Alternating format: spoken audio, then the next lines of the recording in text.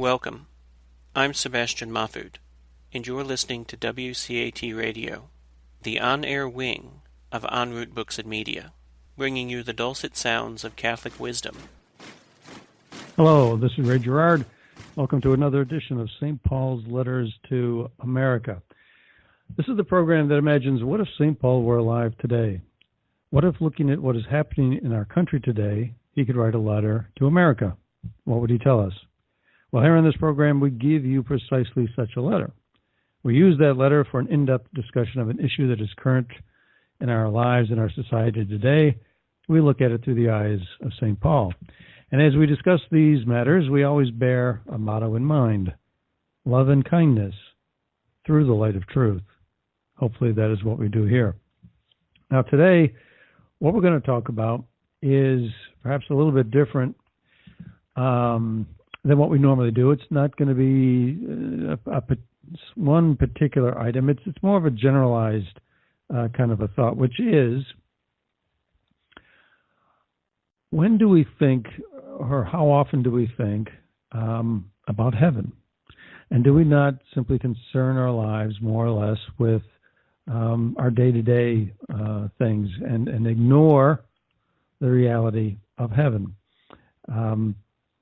And so recently I was talking to a certain gentleman.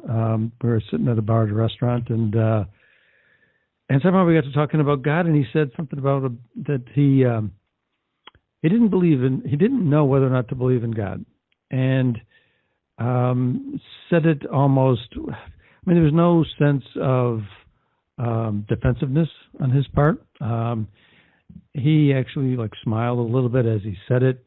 It was as if, well, this is something normal. A lot of people feel this way. And the question is, well, but should it be that way? So to talk about this, we have a certain letter from St. Paul to consider, which reads as follows: Think of what is above, not of what is on earth. For you have died, and your life is hidden with Christ in God. When Christ, your life, appears, then you too will appear with him in glory. Put to death, then, the parts of you that are earthly: immorality, impurity, passion, evil desire, and the greed that is idolatry. Because of these, the wrath of God is coming upon the disobedient. By these, many of you still conduct yourselves and live in that way. But now you must put them all away: anger, fury, malice, slander, and obscene language out of your mouths. Stop lying to one another. Take off your old self with its practices and put on a new self, one that is being renewed for knowledge in the image of its Creator. Here there is not black or white, nor Jew or Christian or Muslim, nor educated or uneducated, rich or poor, but Christ is all and in all.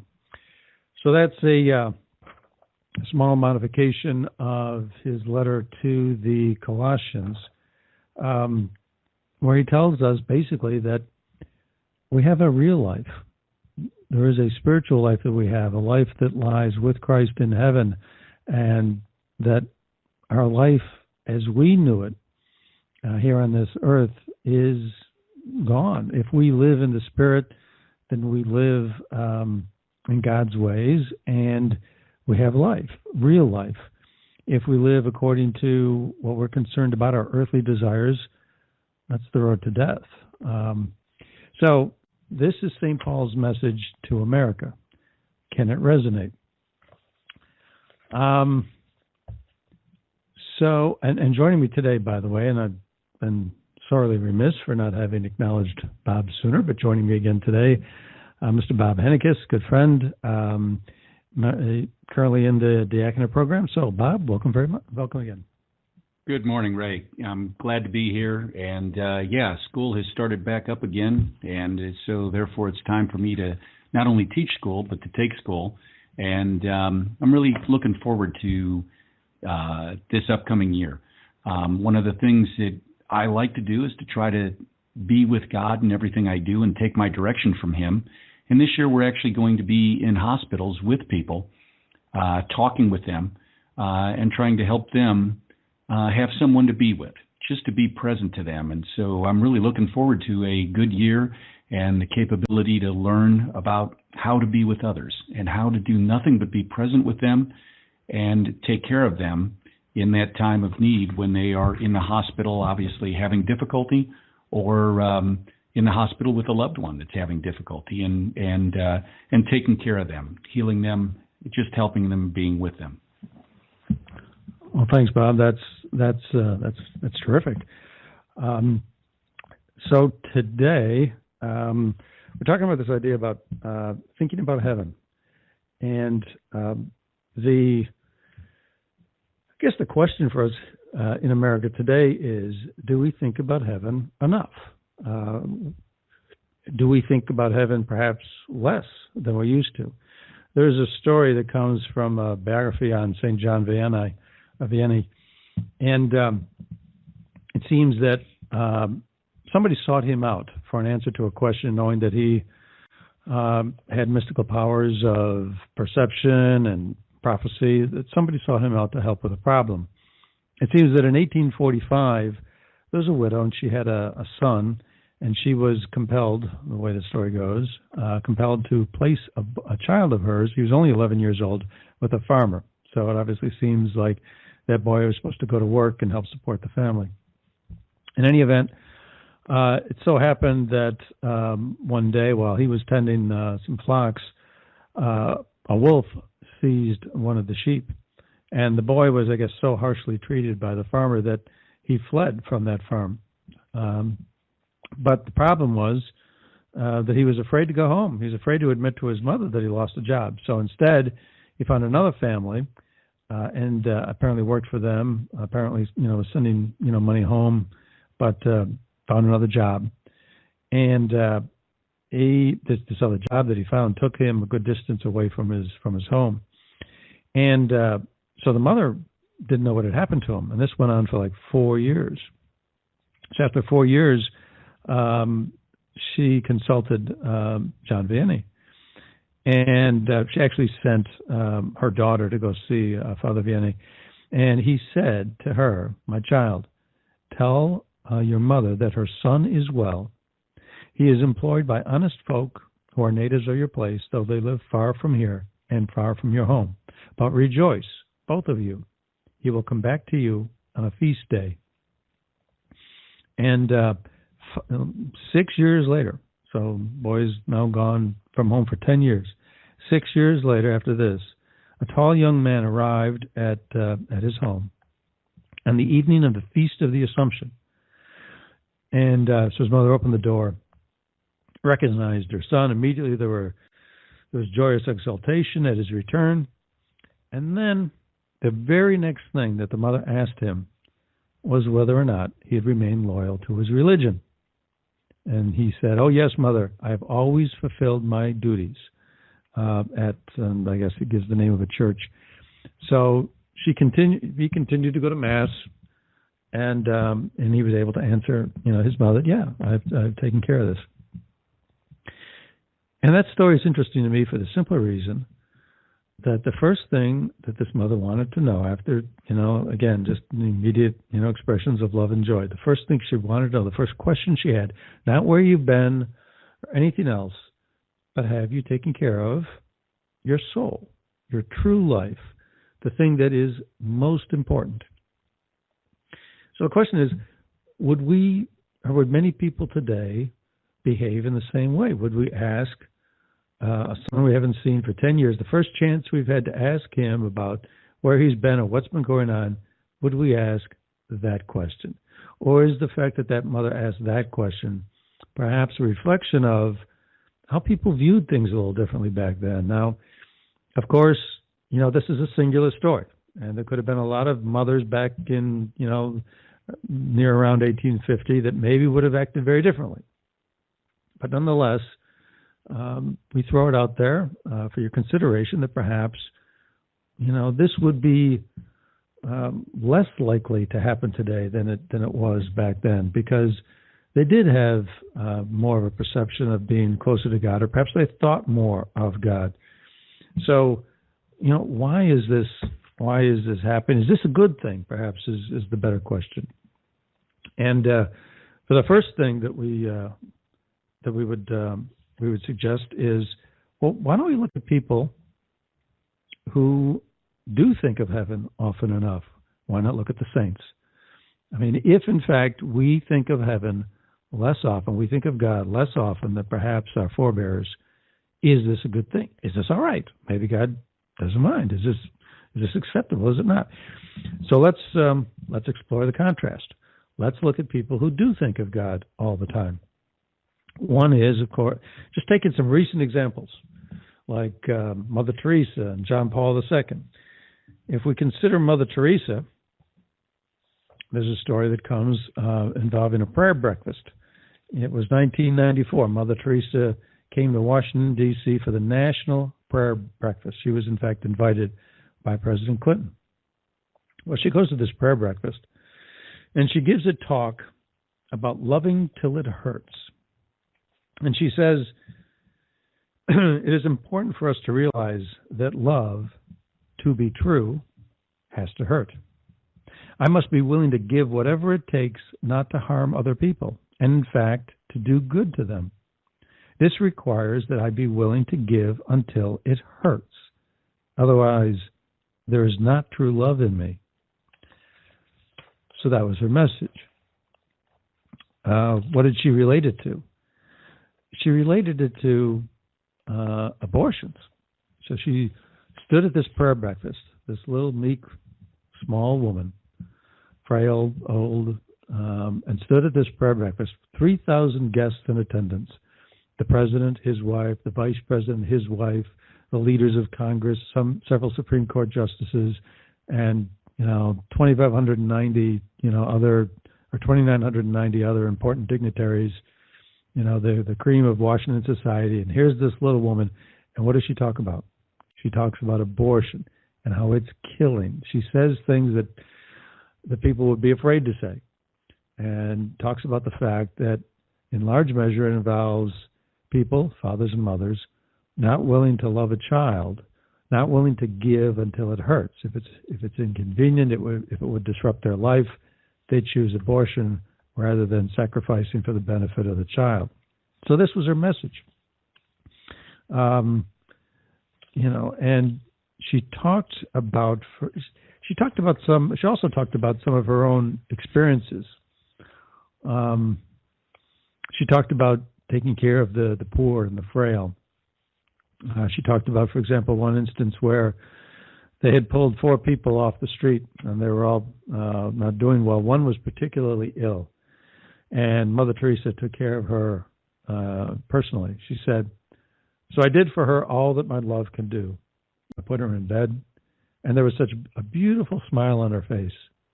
She took hold of my hand as she said one word only, 'Thank you,' and she died."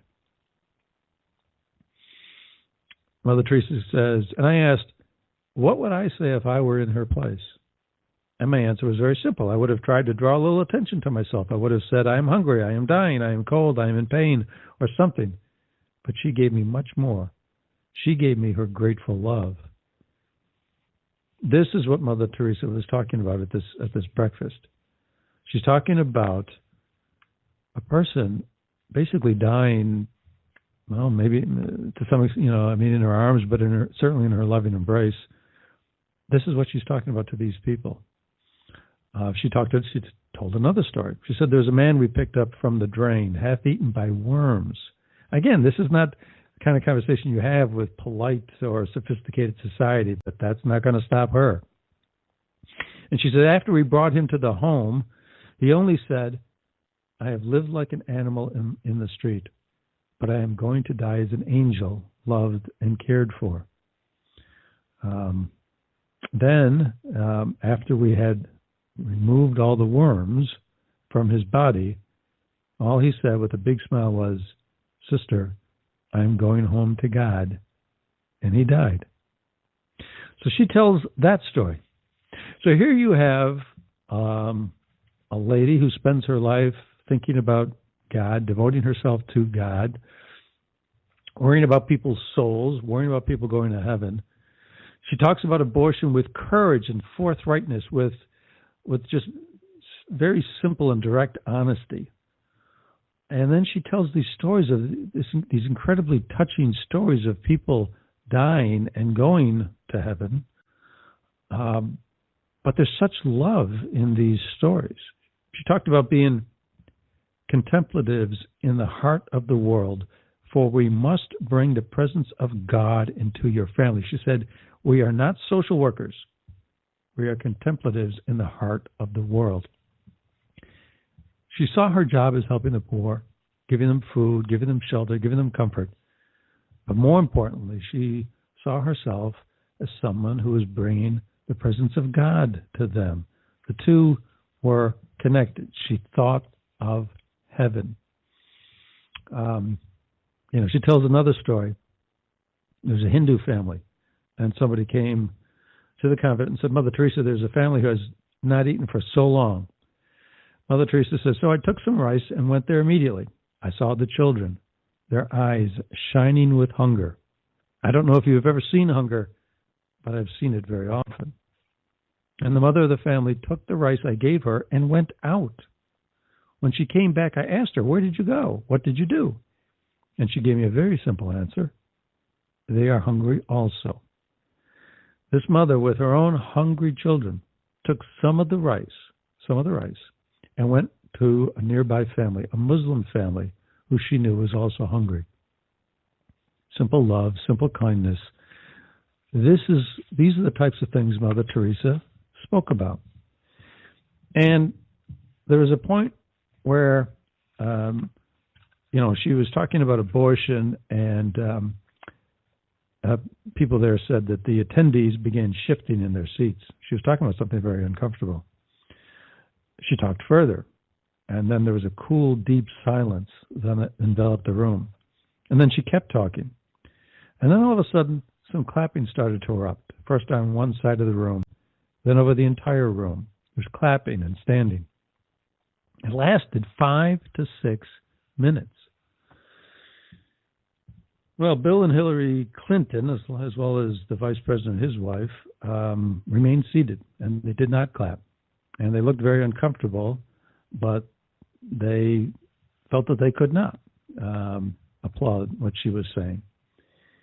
And afterwards, Mother Teresa approached Hillary Clinton, and she said, look, I'm fighting abortion with adoption. I want a children's shelter in Washington, D.C. Help me get it.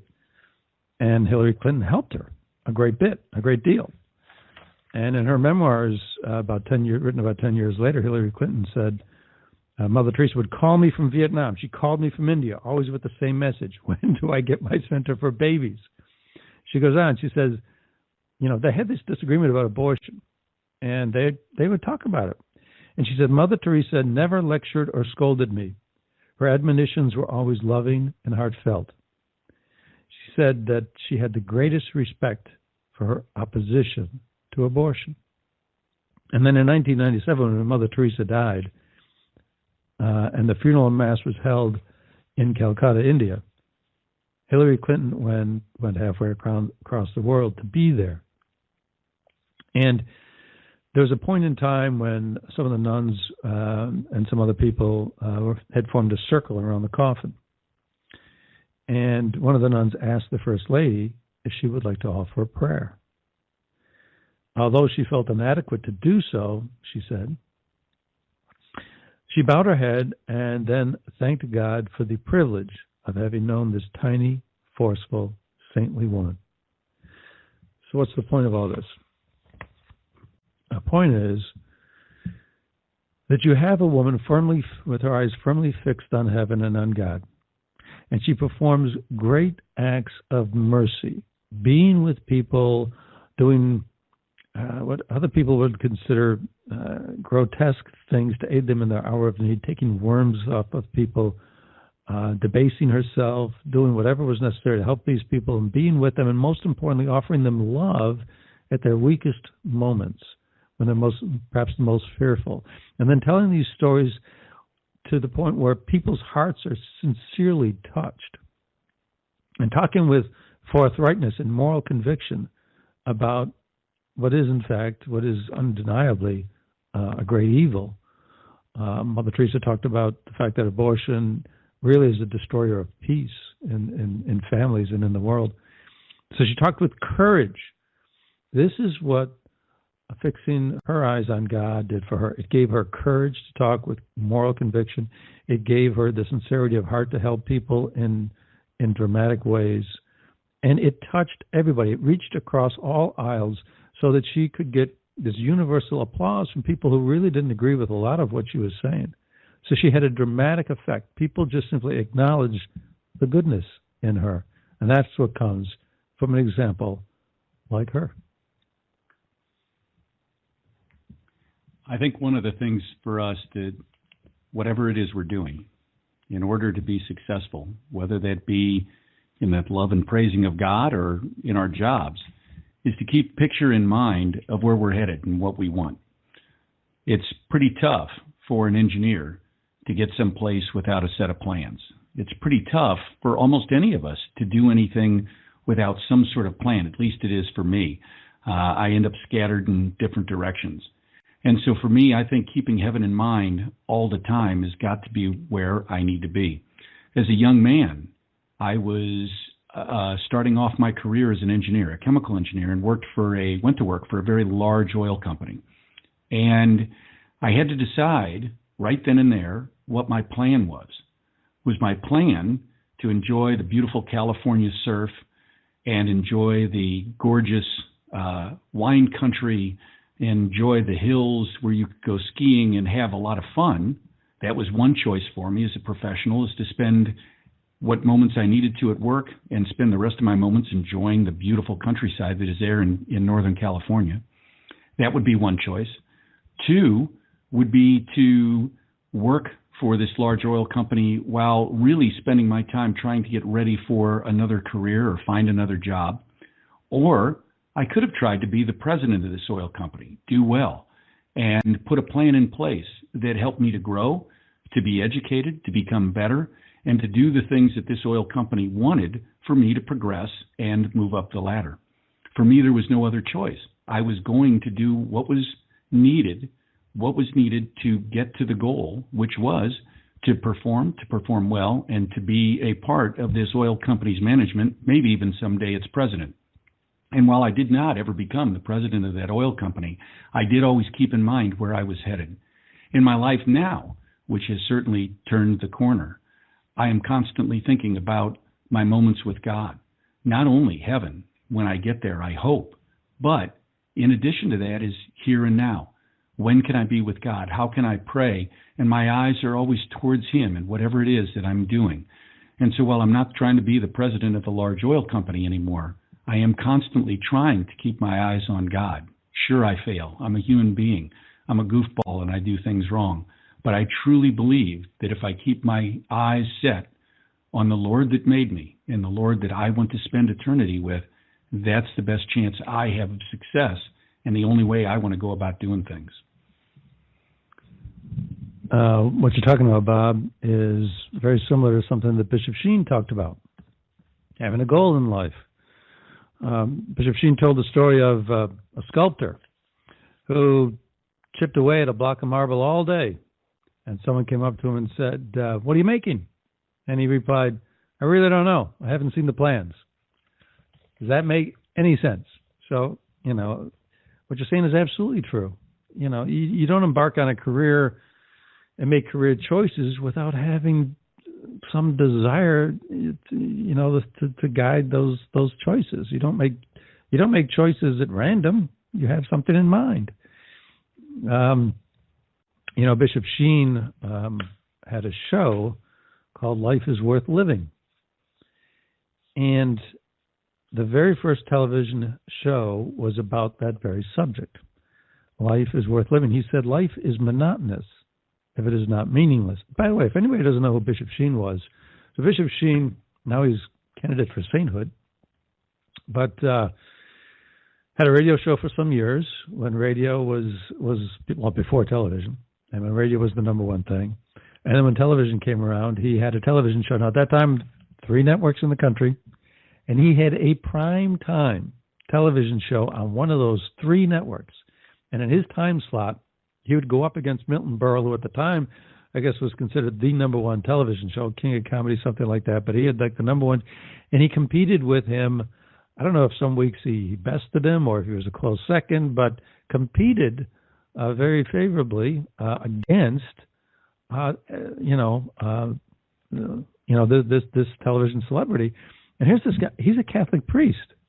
I mean, he could command just a regular television audience speaking as a priest. How many homilies do you sit through at Mass where you're thinking, please, can this be over? Well, here's this guy people tuned into when they didn't have to be sitting in their seats watching him. So, nobody's done it, and nobody's done it quite like him since. But anyways, his series was titled Life is Worth Living. So explaining what that title even meant. He said in that first show in 1950, well, I don't know if it was 1953, but anyways, he said, life is monotonous if it is meaningless, if it has no goal or purpose, when we do not know why we are here or where we are going. When there is no goal or overall purpose, people generally concentrate on, can you guess what comes next? He said, motion.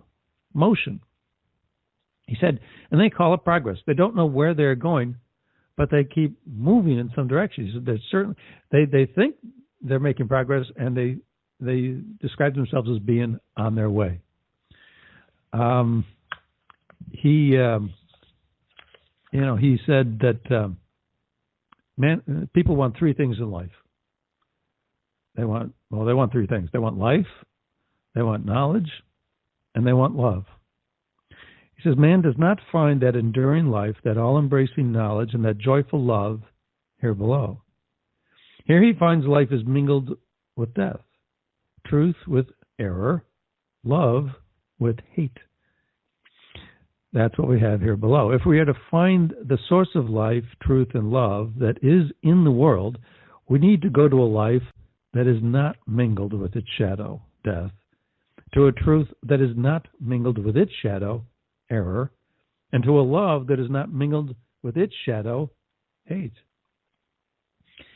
He said that God and heaven are related to one another. Many people think that, God is something off to the side, that he's somehow extrinsic to our normal everyday lives, that, we'll meet him after we die, and that he's not, part of what we say and think and do, every minute, every day. But he said that God and heaven are related to one another, the same as blooming is to a rose, or peach to a peach tree, or an acorn to an oak, namely that our intrinsic perfection is incomplete if we don't have him, that we need to have God in our lives. If we're creatures of God, we need to have him in order to be complete, in order to give meaning to life. So what is life like if we don't have meaning? I mean, it's, and that's what a lot of us are experiencing in our society today. Just one more example of a saint, of someone who, because he's got his eyes fixed on God, creates a model and an example that just has this almost universal, indescribable appeal. Take a guy like John Paul II. So he gets shot. Somebody tries to assassinate him, and they pump several bullets into him. And then there's a picture that showed up sometime later, after John Paul had recovered and gotten out of the hospital. There's a picture that was taken and that made its way around the world. It was a very famous picture, and it's of John Paul and his would-be assassin.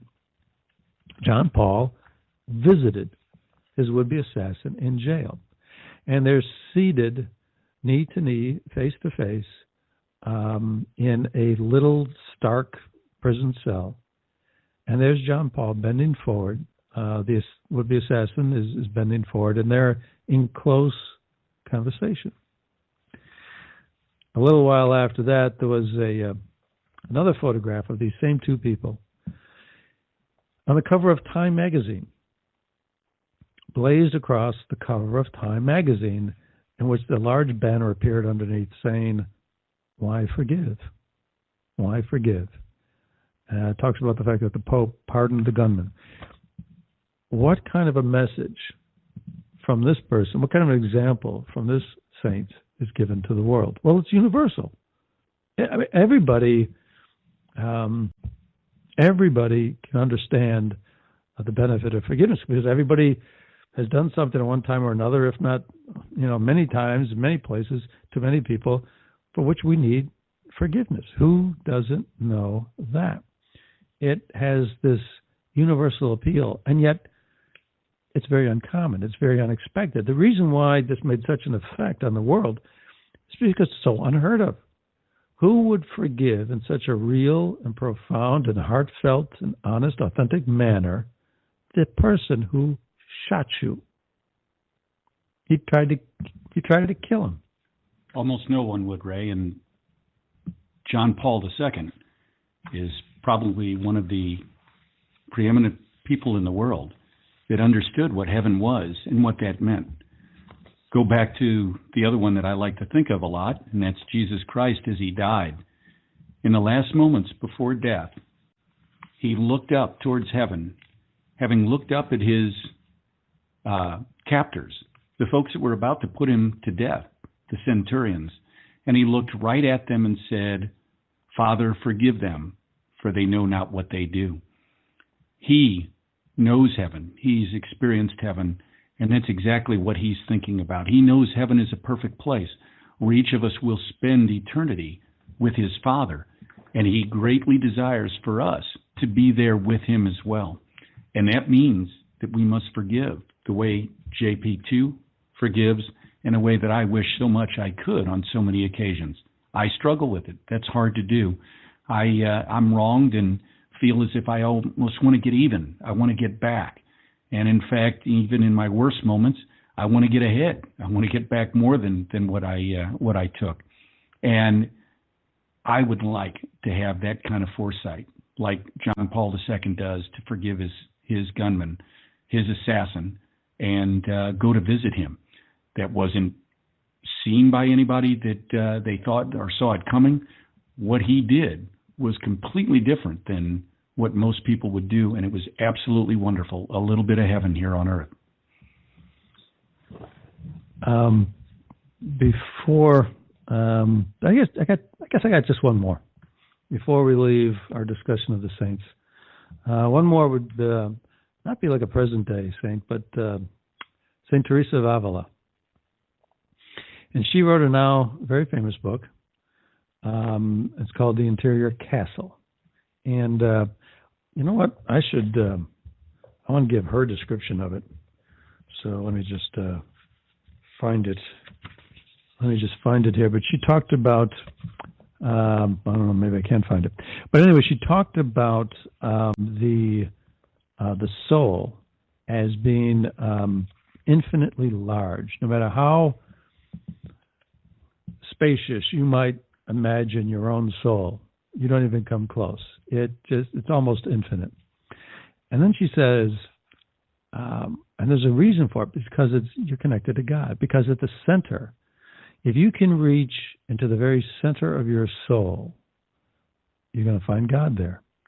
And she described the soul like a castle, and as if there was this sparkling diamond or brilliant crystal at the center of this castle. And so if you walk through all the rooms of this castle, these interior mansions, and get to the center of the castle, you're going to find this sparkling source of light. That's the same, as she said, as exploring your own soul. But many people don't even do that. They don't take the time. Why? Because they're consumed with the world, and they never stop to take time to pray. And she said it's only in prayer that you can go inside yourself. In this world, we spend so much time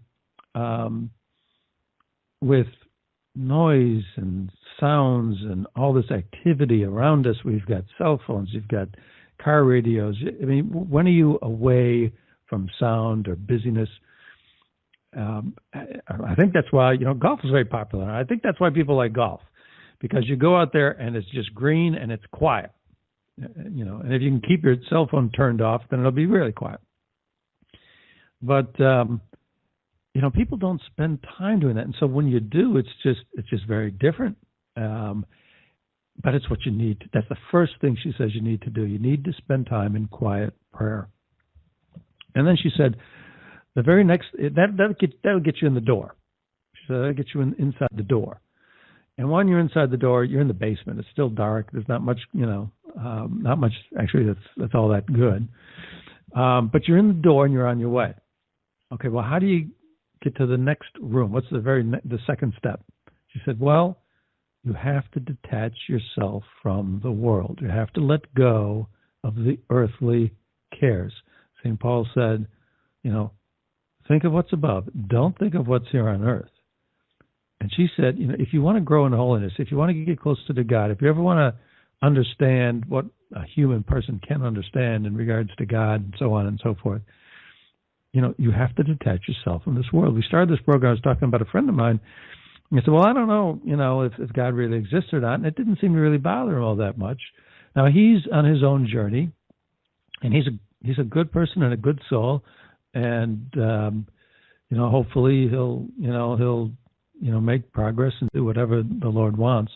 But like I said, a good person and a good soul. And I think he's beginning to take this journey, at least, I hope so. He's asking questions, which is always that first step. But, there was almost like, well, I'm not so sure that there really is this God. So how much time has he spent in the Bible? Perhaps now he's starting to spend a little more, but if you spend time in quiet prayer, you're going to be thinking about those types of things. And so that's first. But then what's second? What's the very second thing? You have to detach yourself from the world. You have to let go of all these cares which distract you from God. What is St. Paul talking about? He talked about the fact that you are dead. If you were raised with Christ, if you've been baptized, if you have adopted, Christ as Lord, you've died. Because what have you put? What has died? When he says you have died, what's he talking about? Well, the life that you used to have has died. Before you committed yourself to a relationship with God by being baptized, you lived a life concerned with earthly things. So that's died. So then what's left? What's left is this life that you have with Christ, which is an eternal life. Okay? Maybe we should repeat that. Eternal? Yeah, that's it. I had an experience one time when I kind of felt that I really understood what that word really meant. But that's a story for another day. But let's repeat that word. Eternal. A life that is, that's just huge, but we don't spend time thinking about it. And so we're not going to grow in holiness. We're not going to get to that third mansion, the fourth, and never get close to the seventh. And Teresa basically says that if you don't detach yourself from the world, what's going to happen is not only you're not going to go farther, you're going to slip backwards. Yeah, I think, Ray, one of the things I want to make sure is that when we talk about the detaching from the world, it's detaching of the lures of the world, the things of the world. But the people of the world, that's something we want to be with. We want to take care of others. We want to love others. We want to find the love that Jesus Christ has given us and showed us with him lowering himself to be a part of this earth and to become human. Yet he loved us so much he did that. We need to find that same love for those that are around. And that's hard to do. And the reason it's hard to do is, like me, most of us consider ourselves the most important person in the world. We almost build a universe with ourselves at the center, as foolish as building a universe with the earth at the center and the sun circulating around it. We build a world with ourselves at the center and all the rest of the world circulating around us. And the reality is that God, Jesus Christ, is the sun. And we have to figure out how to work in unison with the other planets circling around the sun and be with them, take care of them, and watch over them. The other stuff, the money, the house, the cars, the other things that get in our way quite often, we need to put away, to put aside, and make sure that we're taking care of those around us, those that we love. And if you're really good, like Mother Teresa, you take another step out and start caring and taking care and loving the person that you don't even know, that you find on the street with worms in their legs and their extremities, and you take care of them and love them. Yes, put away the things of the world, but the people of the world love with all your heart and take care of them. Yeah, that's absolutely right. That's precisely what we're talking about. And, I started off this program saying, well, we weren't going to talk about some social issues, some legal issues, some news, some current news item, some hot, topic, in our everyday news. And yet, we have touched on abortion. And now we're going to talk about, I guess, a related topic. Because we're asking about, what effect does it have when you do detach yourself from the worldly concerns, from taking care of self, from being oriented more towards taking care of other people, like you were talking about, Bob? Does it have an effect on us? Is it better? And there was a priest. His name was Father Francis Caravan, Jesuit, taught at Fordham for a number of years. Wrote a number of op-eds, which were collected in a book called "Fun Is Not Enough," and he's got one article that he wrote in April of 1985 that is included in this book, which has a very strange title. The title is "Infanticide,"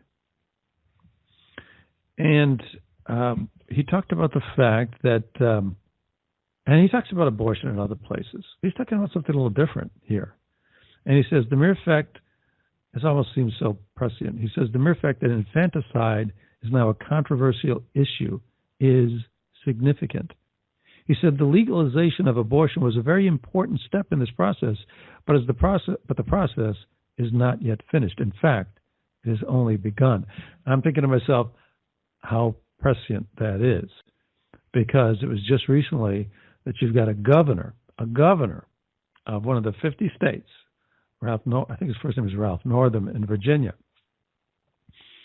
who, the people that are involved in this sort of debate and discussion, to us, he very famously said on some radio program that, in terms of trying to defend a law that would allow abortion right up until the very last day of a pregnancy, 8 months, 29 days, you can still have an abortion, trying to defend that law. He was asked, well, what happened? Does that mean that, well, actually, there was a legislator who had proposed this legislation, was asked on the floor of the Virginia legislature. So does that mean that, the minute before birth, a mother can change her mind and say, I don't want this baby, I want to abort this baby? Because, what's the difference from 1 second to the next? Is it a child? Is it not a child? I mean, really? And the proponent of this bill said, well, yeah, that's what we would do. I mean, yeah, you could change your mind at the last minute. And so the governor's trying to defend this on this radio interview. And he said, look, people need to calm down. This is not that big a thing. He said, look, what's going to happen? Look, I can tell you what's going to happen. I guess I think in his prior career he was a doctor. He said, look, I've got some experience, dealing with patients. And he said, this is what's going to happen. He said, look, the child will be born. The child will be kept warm and made comfortable. And then the doctor and the mother will have a discussion, which is always, what proponents of abortion talk about, the fact that it's a choice to be made. It's a private choice between the woman and the doctor. That's who should have the discussion. And courts and legislatures shouldn't intrude. Now, whoa. Maybe we should back up a second. What did he just say? He said, after the baby was born and kept comfortable, they'll have a discussion. Well, what happens if the results of that discussion are, I don't want the baby anymore? I mean, come on. So, Father Canavan is saying that the legalization of abortion in 1973 began a process. And oh boy, didn't it. So how does he follow this up? Well, Father Canavan talks about the fact that there was a news report that appeared in the New York Times a few years ago. Again, this was written in 1985, so a few years before that. And it talked about a number of obstetricians who no longer wanted to be obstetricians. They were quitting their practice. And Father Canavan says that the most revealing remark in this report that was given in the New York Times was from a doctor in North Carolina, explaining why he quit his field of obstetrics. He said there's an attitude that says we're going to have fewer babies, so we want to have a perfect baby. Well, why does that mean you have to quit being a doctor? Well, there's another doctor who commented on it in a way that helps us understand. He said that unfortunately, babies don't always turn out to be perfect.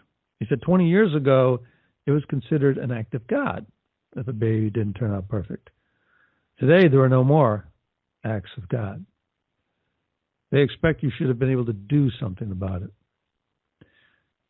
So if you have and Father Canavan said, from a purely secular point of view, killing infants makes a kind of sense. If there is no God, then there are no acts of God. If this world is the only one there is, and this life is the only one we'll ever live, why should we let our uniquely precious lives be marred by taking care of less than a normally healthy child? And he's right. I mean, in a cold, callous way, in a very plainly logical way, that does make sense. So if we don't fix our eyes on heaven, does it make a difference? Does it perhaps get us to the point where, we're even willing to consider infanticide? And is that a good thing?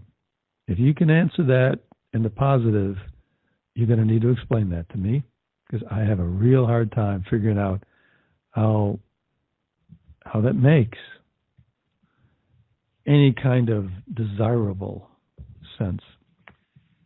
I really struggle with this, Ray, because I don't know about you, but when my children were born, I didn't worry about what their intellect was. I didn't look to see if they were particularly good looking. I didn't even toss them a football to see if they could catch it and see if they were going to be any good at sports. I counted 10 fingers and 10 toes. I looked to see if their eyes were clear. I looked to see if their body was about what it should be, and was thrilled to death with that. If they were missing a finger, I would have made note of it, but I wouldn't have loved them any different. If they had some problems with their skin, I would have taken note of that, but it wouldn't have made any difference. I can't imagine at the point of a child being born to love someone less and look for just the right perfect baby and accept that and not accept the child that we were given. I think that's just crazy. And I can't imagine any parent ever actually doing that, to look at a child that has just been born and believe that child has anything but every chance in the world, and I will love it no matter what. And if it doesn't have every chance in the world, it doesn't matter. I'll love it no matter what, and I will give it every chance in the world. I will help that child through whatever difficulty they have. And that's hard for me to understand or expect. But again, that's because I have my eyes towards heaven.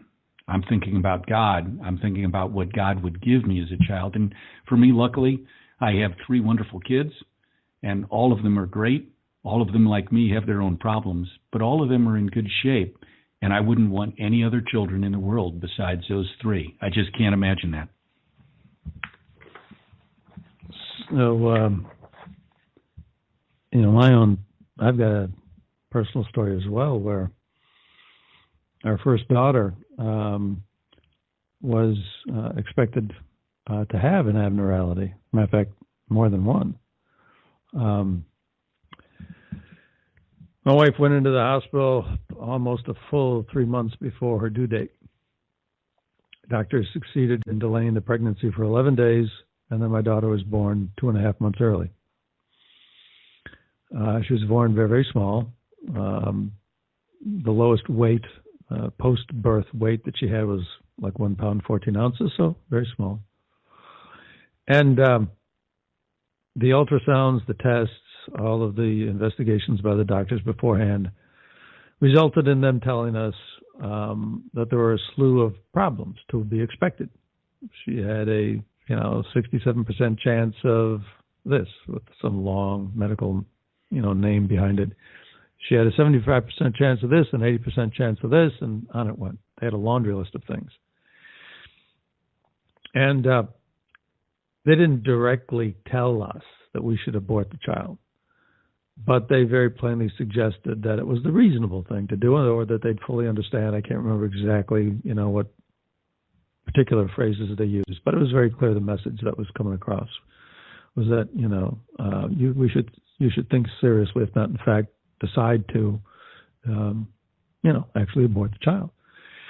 I went to talk to my parish priest, and so on and so forth, and we knew we weren't going to abort this child. I went to the priest, I guess, for comfort. I think the thing that I was worried about most was, my life was going to change. How would I take care of a child that has some severe abnormalities, even if it did happen to survive? And Bob, you and I have a friend that we know, God bless them, and they have a child like that, and they give that child so much love. But I was worried. I mean, it's a strain on their family. These people that I'm talking about, it's a strain on their family, I'm sure. And I just wanted some support from my parish priest to give me the strength to, perhaps prepare myself for that. And as it turned out, luckily, Annie was born completely healthy. The doctors were completely wrong. And now Annie, my daughter, she takes care of premature infants as a nurse in a hospital. So giving back the gift that other folks had given her. And, but I didn't have to go through that. But, I would like to think, that I knew that, if that's what God had in mind for us, that's what we were going to have to do. So how do you decide, not to? Do you not? Isn't that simply a choice of not loving till it hurts? I guess my personal choice. That's what I was thinking it was going to hurt, and I wanted support, my priest to help, give me the courage to do this. Mother Teresa had that kind of courage in spades. She practiced that. She spent a whole life practicing that. And that was her message when she came here to the States. You have to love till it hurts. Otherwise, it's not true love. And that's the kind of perspective you get thinking about heaven. And when you don't think about heaven, the perspective that you have is, inevitably more about yourself. So there is a difference. A lot of people who believe that, God's not real and they don't have to worry about it. They comfort themselves with the notion. How many times have you heard this? You don't have to believe in God to have good morals and good ethics or to be a good person. You can be a good person. You don't have to believe in God. How many times have you heard that? And that's true. There are a lot of people who are good people who don't necessarily, have any kind of a strong faith. I think all people are born Catholic. There is one God, there is one Christ, and my wife always says that. Even if you're Catholic and you quit being Catholic, you can't quit being Catholic, Well, there's a famous story as a convert, name is Andre Frossard, atheist, just hardcore atheist, happened to go into a church where they were practicing perpetual adoration. 5 minutes later, he came out saying, well, not only do I believe in God, but I'm a Catholic and I've always been Catholic. But anyways, this is, there is a difference. There is a difference. You can be good, yes. You can basically practice good behavior, but your perspective is going to be different. It's got to be different for all the reasons you were talking about earlier, Bob. If you don't have an end goal, if you don't have someplace down the road that you're going, well, yeah, your perspective has to be different. So the question for America that, St. Paul could answer if he were here is, is that a good path to be on? if you don't have heaven as your goal. And, we may think we're doing fine things, but are you going to have the kind of love that Mother Teresa talks about, where you give till it hurts? You're just not going to get there. St. Teresa talks about, you have to detach yourself from these concerns of self. You have to detach yourself from self if you're going to grow in holiness, if you're going to get closer to God. And what happens when you do? Well, then you get like Mother Teresa. You take care of people way beyond the point where it hurts, and the world over just acknowledges you. And they end up standing and applauding you even when they don't agree with what you're saying. Like I said, it's the same thing with John Paul II. He has this universal appeal that cuts through all barriers. People can tell. I've got one here. I've got so many things here that I was going to. I've got so many things here that and there's never enough time to get to them. But there's one I'm going to mention. There's a testimony about Mother Teresa, and it was a woman in Jamaica. She says, I remember a few years ago, Mother Teresa visited this island of Jamaica. It was a beautiful sight to see almost everyone from every walk of life wanting to see and to touch her. She was full of the Holy Spirit, and one could hear Catholics and non-Catholics alike remarking how they felt when they came into her presence. The place was full of people, and they were not all Catholics. As a matter of fact, I could hear someone remarking that the, quote, people would not even leave any space for the Catholics, close quote. And that is when I realized the awesome power of this saint and how it affected everyone. There is a universal appeal from these saintly people who have heaven as their goal. And it just involves love. It involves this tremendous love. That's what makes people stand and applaud when they don't agree politically with what you're saying. It's because there's this love in your heart and they can see it. So if St. Paul were here, he'd tell us exactly what he told the Colossians. He'd tell us, think of what is above, not of what is on earth, because your life lies with Christ in heaven. And, when you see him, then you're going to be there in glory with him.